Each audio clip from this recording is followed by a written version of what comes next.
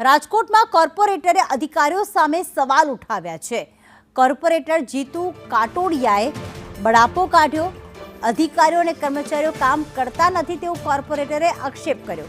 સાથે જ કહ્યું કે અનેક ફરિયાદો છતાં પણ અધિકારી અને કર્મચારીઓ કામ કરતા જ નથી। અમને જાણ થઈ એટલે અમે તાત્કાલિક સફાઈ કરાવી છે। જૈન મહાસતીજી પણ સાફ સફાઈ ન થતા તેઓ મેદાને ઉતર્યા હતા। ઉપવાસ પર ઉતરતા તાત્કાલિક સફાઈ કરવામાં આવી હતી। અમારા શાસક પક્ષના નેતા દંડકશ્રી મનીષભાઈ રાડિયા અને મારા સાથી કોર્પોરેટર પુષ્કરભાઈનો ફોન આવ્યો। પુષ્કરભાઈ એક અંગત બેસણાના કાર્યક્રમમાં હતા એટલે મને કે તું તાત્કાલિક જા। એટલે હું તાત્કાલિકની સ્થળ ઉપર ગયો। મહાસતીજીને વંદન કરી અને મહાસતીજી તમારી ફરિયાદ હું હમણાં સોલ્વ કરી દઉં છું। જીતુભાઈ હું આવી ગયો છું।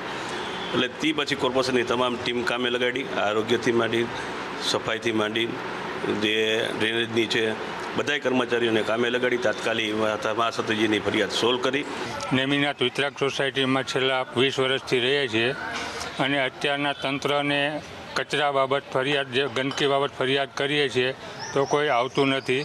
જ્યારે મહાસતીજી ઉપર ઉતર્યા ત્યારે આવીને એક ગ્રાઉન્ડ સાફ કરી ગયા છે।